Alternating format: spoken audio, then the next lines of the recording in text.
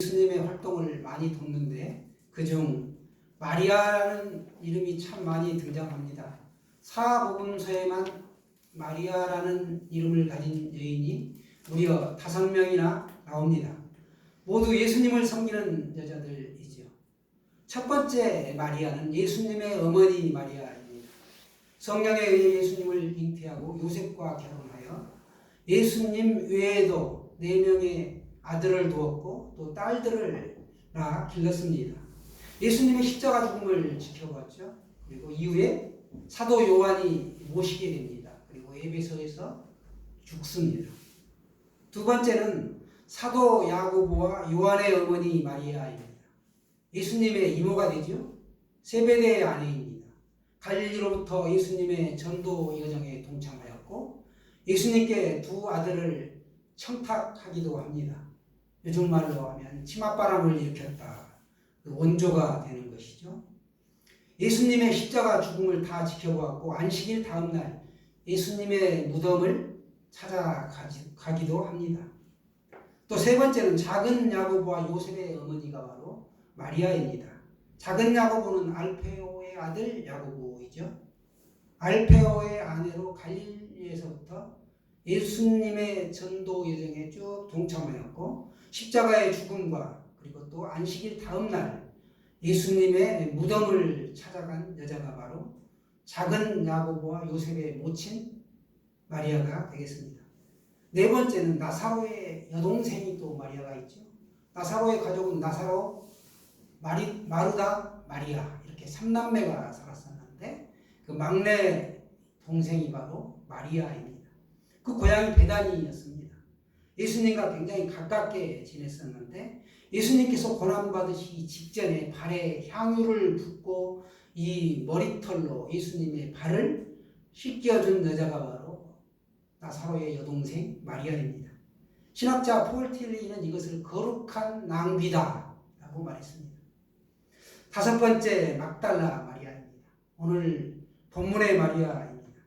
다른 마리아와는 다르게 그 이름 앞에 막달라라는 지명을 붙인 것은 이 다른 4명의 마리아와 구분하기 위해서였습니다.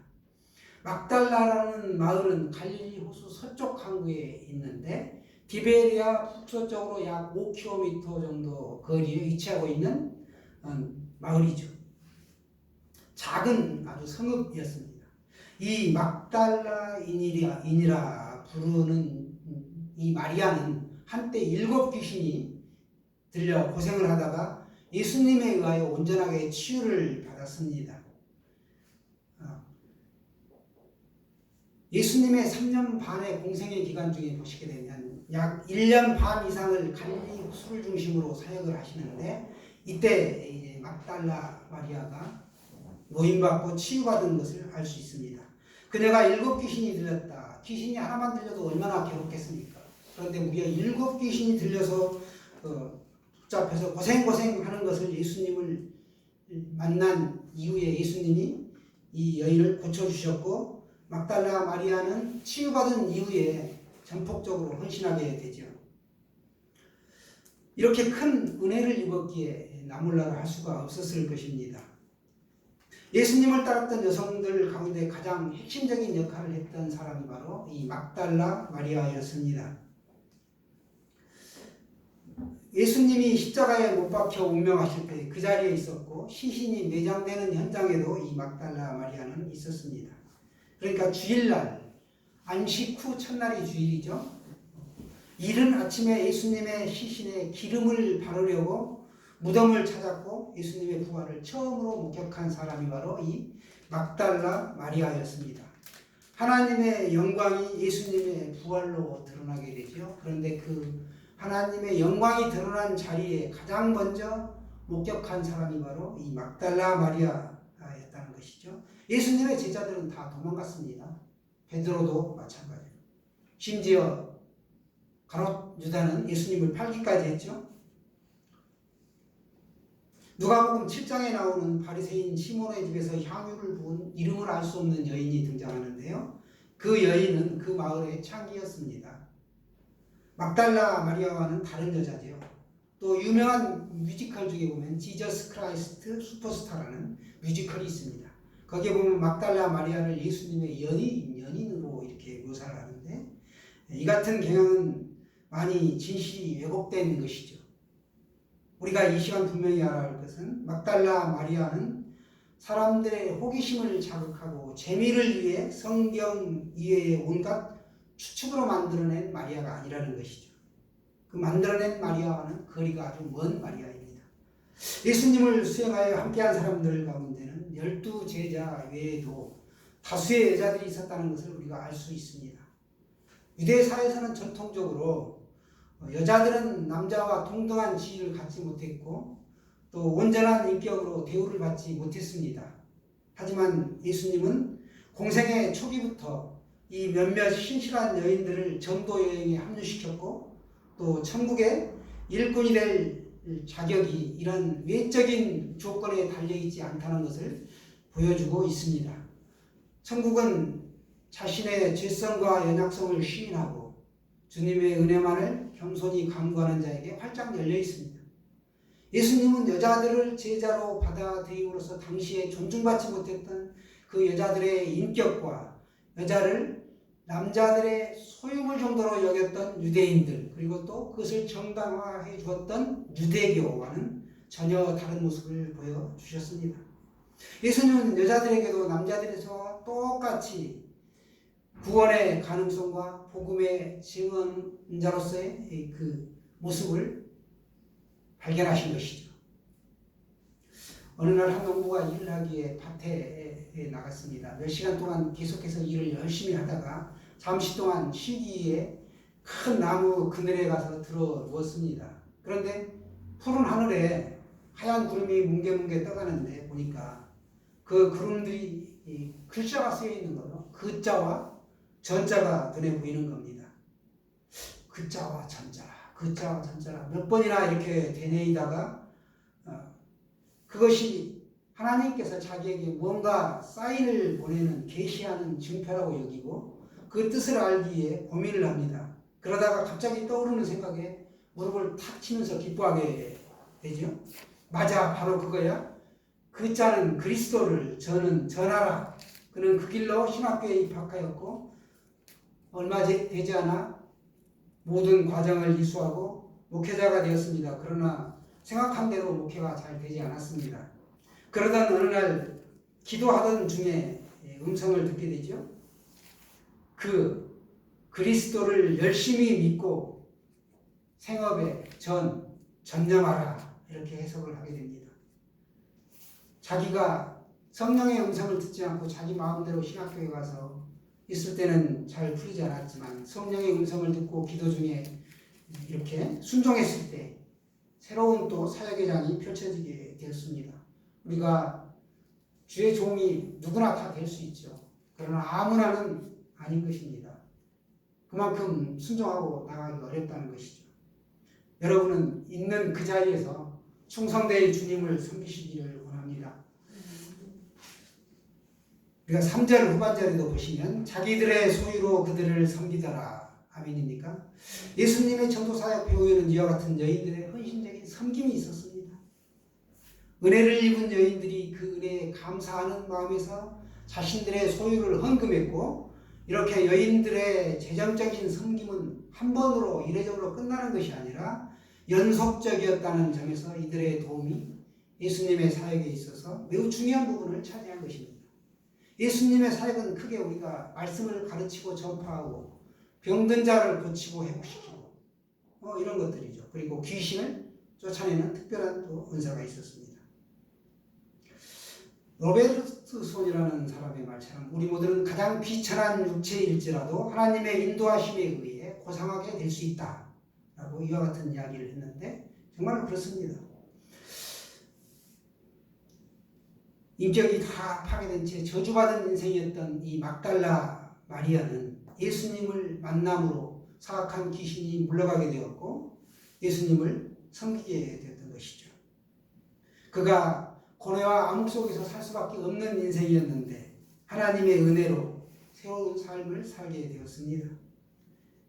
이후로 그녀는 절대로 주님을 떠나지 않고 주님과 연결된 삶을 살았습니다. 그 은혜에 감사하고 감격했던 것이죠. 그녀는 예수님이 십자가에 못 박히는 현장에 참여합니다. 남성 제자들이 도망가버린 상황 속에서 부녀자들이 먼 발치에서 지켜보다가 점점 예수님께로 나아가죠. 주님께서 돌아가신 시간은 오후 3시였죠. 그런데 안식일은 저녁 그날 오후 9시입니다. 그러면 그 텀이 3시간밖에 없어요. 그 짧은 시간에 예수님을 장사하기 위하여 향품을 준비하고 시신에 바를 것들을 발라야 되는데 너무나 시간이 촉박하기에 임시로 매장을 하게 된 것이었습니다. 그 무덤 이제 아리마대 요셉의 소유지에 들어가게 되죠. 요셉의 어머니 마리아, 그리고 아리마대 요셉, 막달라 마리아, 니고데메 이런 사람들이 그 이제 시신을 준비하고 무덤에 장사하게 되죠. 그 이튿날 그녀는 사람의 얼굴을 알아볼 수 없는 그 어두운 새벽에 일찌감치 무덤으로 달려갑니다. 그런데 막상 무덤에 가보니까 웬일인지 안이 텅 비어있는 겁니다. 그래서 그녀는 다른 박질하여 그 소식을 수제자인 베드로와 요한에게 가장 먼저 이 사실을 알렸습니다. 이윽고 두 제자가 헐레벌떡 무덤에 뛰어와서 보고 이상하게 여기면서 그들도 고개만 갸웃갸웃하고 다시 집으로 돌아갔습니다. 그러나 마리아는 다시 돌아와 그대로 무덤 밖에 서서 울다가 안을 들여다보게 되는데 흰 옷 입은 두 천사죠. 두 사람이 마리아에게 말합니다. 이 막달라 마리아에게 어째서 우느냐 이 묻죠. 마리아는 그들이 동산지기인 줄 알고 예수님의 시체를 옮겼거든 어디 두었는지 알려달라고 그들에게 예언합니다. 시체가 있는 것을 알면 자기가 가져가겠다고 뭐라고까지 말을 하죠. 부활하신 주님을 알아보지 못했던 마리아, 그러나 주님께서 마리아야 하고 불러주셨을 때 마리아의 눈이 열렸고 마리아는 부활하신 주님을 맨 처음 목격한 증인이 되었습니다. 그리고 마리아는 그 증언자의 삶을 살게 되죠. 막달라 마리아는 이 장면을 평생 아마 잊지 못했을 것입니다. 죽음과 저주의 삶에서 노연한 후에 예수님을 통해 새로운 삶을 살아가게 된 이 막달라 마리아, 그러했기에 예수님의 죽음이 더욱 안타까웠고 도저히 받아들이기가 어려웠던 것이죠. 부활하신 예수님을 막달라 마리아가 제일 먼저 만날 수 있었던 것은 주님을 향한 그녀의 사랑과 헌신과 믿음이 그만큼 컸다는 증거입니다. 우리가 역사를 히스토리라고 영어로 표현하죠. 히스토리 이렇게 나눠볼 수가 있는데 그분의 이야기. 성경은 한결같이 예수 그리스도를 증거합니다. 복음은 하나님께서 우리 인류를 사랑하셨죠. 하나님은 온 천하 만물의 주인이시기 때문에 주인이 그 종과 소유물을 사랑하시는 것은 너무나 당연하다는 것입니다. 그래서 자신이 올 수 없기에 아들을 육신의 몸을 입고 이 땅으로 보내주셨습니다. 그게 바로 예수 그리스도의 탄생이죠. 그리고 이 땅에 오셔서 우리의 모든 죄를 짊어지시고 고난을 받다가 돌아가시죠. 십자가상에서. 그리고 3일 만에 부활하시고 승천하십니다. 승천하신 이후에도 내가 다시 오겠다. 또 우리에게 재림의 약속을 주셨습니다. 감람산에서 이렇게 올라간 것처럼 다시 내가 구름을 타고 오겠다 라고 예수님은 우리에게 약속을 주셨습니다. 복된 소식, 기쁜 소식이죠. 전쟁의 승전이라든지 자녀의 출생이라든가 합격 소식이라든지 이런 게 기쁜 소식이 되겠습니다만 무엇보다도 예수 그리스도가 이 땅에 우리를 위하여 나를 위하여 오셨다. 이게 가장 기쁜 소식입니다. 예수님이 십자가에 달려 돌아가심으로 죄인이 구원을 얻었다. 그 소식이요. 또 부활하심으로 우리가 영생 복락을 얻었다. 이 영생 복락을 누리게 되었다. 굉장히 기쁜 소식이죠. 이는 인간의 공로가 아니라 전적으로 하나님의 은혜이고 이것이 바로 성경의 핵심 주제가 됩니다. 이 천국 복음, 평안의 복음을 누구든지 받아들이기만 하면, 마음으로 믿으면 우리의 것이 된다는 것입니다. 우리는 누릴 수 있습니다. 순종하고 전파하는 것, 이것이 복음에 대한 우리의 올바른 자세입니다. 우리가 예수님을 주님이라고 부릅니다. 주님, 주인님 하고 부르면 내 인생의 주인이 예수 그리스도이십니다 라고 고백하는 것이기 때문에, 아닙니다 주인님, 아닙니다는 주인님이라고 할 수가 없는 것이죠. 노라고 아니라고 우리는 반대할 수가 없습니다. 예, yes, 주인님, 예만 있을 뿐입니다. 저와 여러분이 순종하기를 원합니다. 주님을 극진히 사랑하는 자에게는 주님은 약속을 주셨습니다. 막달라 마리아와 같이 우리가 온전히 주님을 섬기고 따르며 사랑함으로 말미암아 우리가 이 땅에서 삶을 마감하고 주님이 부르시는 그날에 우리 모두 한 사람도 빠짐없이 장차 저 천국에서 부활의 주님을 만나게 될 것입니다. 그리고 우리는 하나님 보좌 우편에 앉아 계신 그 예수님과 함께 이 땅의 삶과는 비교가 되지 않는 엄청난 영화로운 삶을 누리게 될 줄로 믿습니다. 저와 여러분이 그곳에서 다 한 동네 사람으로 만나기를 간절히 축원합니다.